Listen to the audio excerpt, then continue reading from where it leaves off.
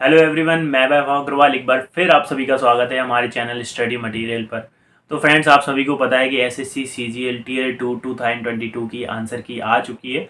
Answer की मतलब officially answer की आ चुकी है। इसके पहले लोग बोल रहे थे कि आंसर की मतलब जो थर्ड पार्टी एप्लीकेशन है वहाँ से आप देख सकते थे, ऑफिशियल नहीं आई हुई है। ऑफिशियली अब यहाँ पर आ चुकी है, 6 से 7 बजे समथिंग आई थी और मैं इससे रिलेटेड ऑलरेडी एक वीडियो डाल चुका हूँ यहाँ पर।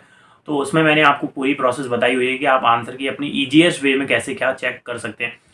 तो फ्रेंड्स, मैंने भी ऐसे सीजीएल का पेपर दिया था। यहाँ पर मेरा फर्स्ट अटैम्प्ट था यहाँ पर, और मैंने सोचा कि इसके बाद नहीं दूंगा, और मैं अभी भी यही प्लान कर रहा हूँ कि इसके बाद नहीं दूंगा। और मैंने जो वीडियो बनाई थी उसमें मैंने अपने सीजीएल टीयर 1 का स्कोर आपके साथ शेयर किया था कि मेरा रॉ स्कोर था 134 समथिंग, और मेरा जो फाइनल नॉर्मलाइज स्कोर था 138.9 समथिंग था। तो 131 था, 139 140 आप बोल सकते हैं।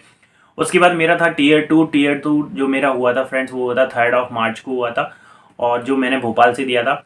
और मैंने आपको बताया था कि मेरी क्या प्रिपरेशन रही है, मैंने किस हिसाब से दिया। तो उस वीडियो में मैंने आपको बताया था कि मैंने जो टीयर 1 का पेपर दिया था वो मैंने केवल 8 से 10 मॉक टेस्ट लगाकर ही दिया था, और मैंने कुछ भी नहीं पढ़ा, और पेपर इजी था इसलिए मेरे उतने मार्क्स आ गए। टीयर 2 भी मैंने वही किया कि मैंने 8 से 10 मॉक मुश्किल से लगाए होंगे, और उसके बाद मैंने पेपर दिया। पेपर काफ़ी ईजी था, और लेकिन वो मेरा स्कोर इतना अच्छा नहीं रहा। मतलब मेरे ख्याल से तो मेरा सिलेक्शन भी नहीं होगा, लेकिन फिर भी जो मेरा स्कोर रहा है, एग्जैक्ट स्कोर मैं यहाँ पर आपको यहाँ पर बताने वाला हूँ।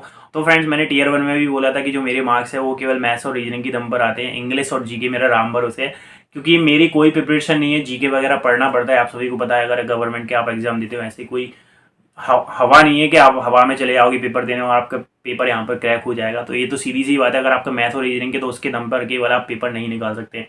तो वही मेरे साथ हुआ। केवल मैंने 8 से 10 मॉक लगाए थे यहाँ टीयर 2 के, और मैंने जीके बिल्कुल भी टच नहीं करी थी। थोड़ा बहुत 2-4 वीडियोज़ यहाँ वहाँ से देख लिए थे मैंने, और मॉक टेस्ट में जो जीके आती थी वही मैंने क्वेश्चन वहाँ पर गो थ्रू करे थे। तो यहाँ पर जो मेरा स्कोर बन रहा है फ्रेंड्स, यहाँ पर मैंने कैलकुलेट कर रखा है। तो मतलब मैंने टोटल जो अटैम्प्ट कर रखे थे, मैंने काफ़ी ज़्यादा अटैम्प्ट करके आया था मैं। और एक सेकंड, मैंने यहाँ पे नोट डाउन किया था I guess friends, 1 minute, let me check it. हाँ फ्रेंड्स, तो यहाँ पर मैं ज़्यादा अटैम्प्ट यहाँ पर करके आ गया था। तो आप इमेजिन नहीं करेंगे, मतलब मेरे ख्याल से तो मैंने बहुत ही ज़्यादा अटैम्प्ट कर दिए थे। यहाँ पर 219 अटैम्प्ट करके यहाँ पर मैं आया था। 219 क्वेश्चंस अटैम्प्ट करके आया था मैं।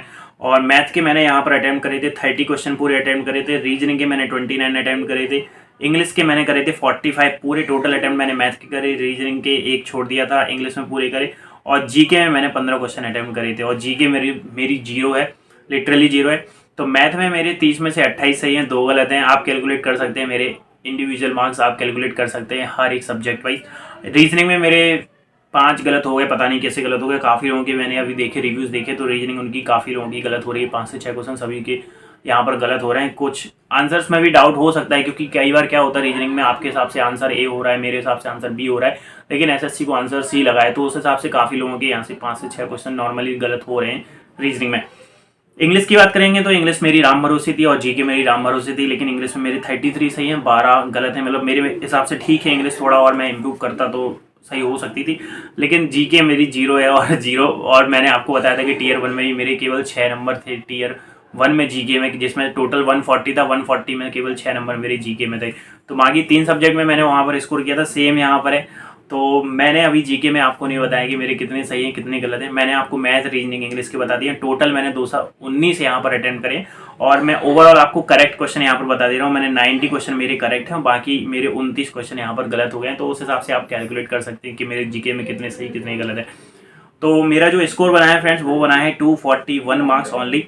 तो 241 में मेरे हिसाब से सिलेक्शन पता नहीं होगा नहीं होगा। पोस्ट मिल भी सकती है, तो नीचे की पोस्ट मिलेगी, जो मैं बिल्कुल भी नहीं लूँगा। अगर मिलेगी भी तो 30-35 हज़ार रुपये सैलरी जितनी भी रहेगी। मतलब मुझे तो पोस्ट का नाम भी सही से पता नहीं है। मैंने बस केवल ये वाला पेपर एक्सपीरियंस के लिए दिया था कि कैसा क्या एक्सपीरियंस रहता है सीजीएल का पेपर देने के बाद, और कितना क्या मैं स्कोर कर पाता हूँ अगर थोड़ा बहुत भी मैं अगर पढ़ता हूँ 10-15 दिन। तो उस हिसाब से मैंने अपने एक एक्सपीरियंस अपने आप को देने के लिए कि मैंने कैसा क्या फील होता है पेपर देने के बाद। लोग जो 3 साल 4 साल तैयारियां करते हैं, तो एसएससी कितना निकालना टफ है कितना नहीं है, तो उसके रिगार्डिंग मैंने यहाँ पर एक केवल पेपर दिया था।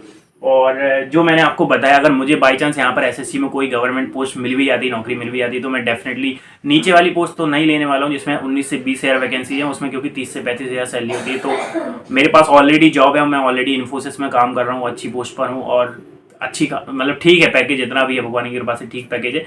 तो मैं इतने में तो नहीं जाऊँगा। वैसे भी मेरा गवर्नमेंट जॉब करने का इतना कुछ मन है भी नहीं और मैंने सोचा भी नहीं, बस अपने एक एक्सपीरियंस के लिए मुझे ये पेपर देना था। तो मैंने सोचा ये आपके साथ मैं अपना एक्सपीरियंस शेयर करूं कि प्राइवेट वाले भी अगर गवर्नमेंट का पेपर देते हैं तो कितनी क्या प्रिपरेशन उनको लगती है। अगर आप 1-2 महीने पेपर करते हैं तो आपका स्कोर कितना हो सकता है। जो कि मैं एक एवरेज स्टूडेंट रहा हूँ स्कूल टाइम में, कॉलेज टाइम में हमेशा से, मतलब एकदम लो भी नहीं रहा हूँ और टॉपर तो मैं कभी था भी नहीं, किसी भी टाइम मैंने टॉप नहीं किया है। तो उस हिसाब से मेरा स्कोर, मेरे ख्याल से, मेरे हिसाब से मेरा स्कोर ठीक रहा है। टीयर 1 में भी ठीक था 140, अगर आप 15-20 दिन 1 महीने भी बढ़ते हैं, और टीयर 2 में भी मेरा ठीक था। टीयर 2 में मैं, आप विश्वास नहीं मानेंगे, मैं टीयर 2 में मैं आपको एग्जैक्ट बता रहा हूँ, जो मैंने प्रिपरेशन चालू करी थी, मतलब जो मैंने मॉक देना चालू करे थे, वो मैंने चालू करे थे 15 फरवरी के बाद, क्योंकि मेरी सिस्टर की खुद शादी थी 11 फरवरी तक, और 11 फरवरी को मेरी सिस्टर की शादी थी। तो उसके बाद मैंने यहाँ पर थोड़ा बहुत अपनी मॉक देना चालू करी। मैंने केवल 8 से 10 टोटल मॉक लगाए हुए थे, तो उसे के ऊपर है मेरे इतने 241 में अगर स्कोर कर पा रहा हूँ तो मेरे ख्याल से ठीक है। पेपर भी काफ़ी इजी था, इस वजह से भी मेरा आप स्कोर कह सकते हैं कि ठीक रहा। अच्छा स्कोर तो नहीं है, फिर भी ठीक रहा है। मैं कोशिश करूँगा, अगर मेरा देने का मन हुआ तो 2023 का मैं CGL दूँ, और थोड़ा बहुत पढ़कर दूँ तो थोड़ा बहुत और यहाँ से स्कोर कर सकता हूँ। लेकिन मेरा बिल्कुल मन नहीं है, लेकिन देखते हैं, मतलब मेरा कोई बिल्कुल श्योरिटी नहीं है मैं पेपर देना चाहता हूँ कि नहीं, खैर वो देखा जाएगा आगे। तो फ्रेंड्स, आज की वीडियो में बस इतना ही, और मैंने सोचा आपके साथ भी अपना स्कोर शेयर करूँ। तो अगर आप भी ये वाला वीडियो देख रहे हैं और आपने भी CGL का पेपर दिया है, तो आप भी कमेंट में अपने स्कोर यहाँ पर मेंशन कर सकते हैं कि आपका कितना क्या स्कोर रहा है और आपके हिसाब से कट ऑफ कितना क्या जाना चाहिए। तो फ्रेंड्स, मिलते हैं आपसे अगले वीडियो में। Thank you.